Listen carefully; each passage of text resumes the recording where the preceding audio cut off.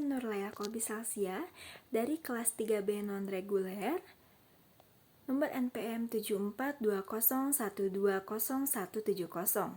Saya di sini akan mereview hukum pidana lanjutan, review pertemuan ke-12, yaitu residip, masih sekitar residip. Residip, kejahatan-kejahatan tertentu yang termasuk kelompok jenis hanya diatur dalam 3 pasal, yaitu diatur dalam pasal 486, pasal 487, dan pasal 488 KUHP. Adapun syarat-syaratnya adalah, yang pertama, kejahatan yang diulangi harus termasuk dalam satu kelompok jenis dengan kejahatan yang pertama atau terdahulu.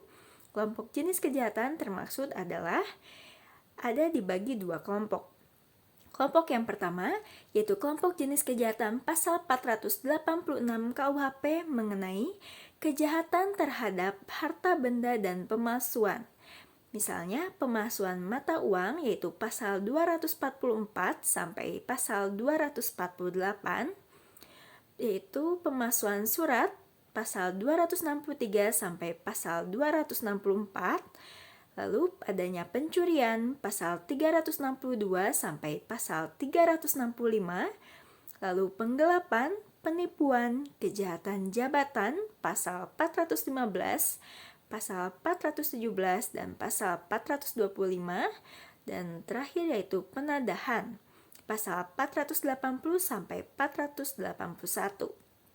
Yang kedua, kelompok jenis kejahatan pasal 487 KUHP mengenai kejahatan terhadap orang. Misalnya, penyerangan atau makar terhadap kepala negara, pembunuhan, penganiayaan, dan lainnya.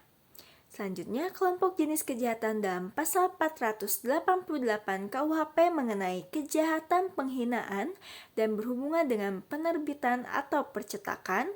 Contoh, penghinaan terhadap presiden atau wakil presiden pasal 134 sampai pasal 137, penghinaan terhadap kepala negara sahabat pasal 142 sampai pasal 144, penghinaan terhadap penguasa atau badan umum pasal 207 sampai 208, penghinaan terhadap orang pasal 310 sampai pasal 321, kejahatan penerbitan dan percetakan pasal 483 sampai 484.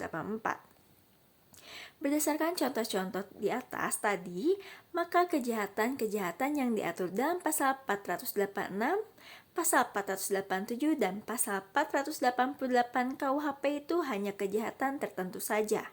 Dengan itu, maka dalam sistem KUHP dibagi 4.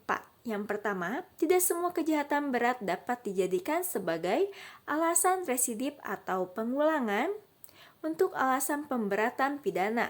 Kedua, antara kejahatan yang kemudian atau yang diulangi dengan kejahatan yang terdahulu atau sebelumnya harus ada putusan hakim yang berupa pemidanaan tetap, dan putusan hakim itu tidak berupa penetapan atau basicking. Ketiga, pidana yang dijatuhkan oleh hakim terdahulu haruslah berupa pidana penjara. Keempat, ketika melakukan pengulangan tindak pidana, tenggang waktunya belum lewat 5 tahun, yaitu dihitung sejak menjalani untuk seluruhnya atau sebagian dari pidana penjara yang dijatuhkan terdahulu, dan sejak pidana penjara tersebut sama sekali telah dihapuskan. Kedua, belum lewat tenggang waktu daluarsa kewenangan menjalankan pidana penjara yang terdahulu. Syarat-syarat residip pelanggaran: yang pertama, pelanggaran yang dilakukan harus sama atau sejenis dengan pelanggaran terdahulu. Kedua, harus ada putusan hakim yang berupa pemidanaan yang telah mempunyai kekuatan hukum tetap untuk pelanggaran yang terdahulu. Ketiga, tenggang waktu pengulangannya belum lewat 1 atau 2 tahun sejak adanya putusan pemidanaan yang telah mempunyai kekuatan hukum yang tetap. Berdasarkan uraian tadi, maka pemberatan untuk pelanggaran yaitu pidana denda diganti atau ditingkatkan menjadi pidana kurungan. Kedua, pidana denda atau kurungan dilipatkan jadi 2 kali. Dan ini ada beberapa pasal, yaitu pasal 517, membeli dan sebagainya barang-barang anggota militer tanpa izin, Pasal 530, petugas agama yang melakukan suatu upacara perkawinan sebelum dinyatakan padanya bahwa pelangsungan di muka pejabat catatan sipil telah dilakukan. Pasal 536, dalam keadaan mabuk berada di jalan umum. Pasal 540, mempekerjakan hewan melebihi kekuatan dan menyakitinya. Pasal 541, menggunakan kuda muatan yang belum tukar gigi. Pasal 544, mengadakan sambung ayam atau jangkrik di jalan umum tanpa izin. Pasal 545, melakukan pencarian sebagai tukang ngeramal. Pasal 549, membiarkan ternaknya berjalan di kebun atau tanah yang terlarang. Sekian dari review pertemuan ke-12 dari saya. Mohon maaf apabila masih banyak kesalahan karena saya masih belajar. Wassalamualaikum warahmatullahi wabarakatuh.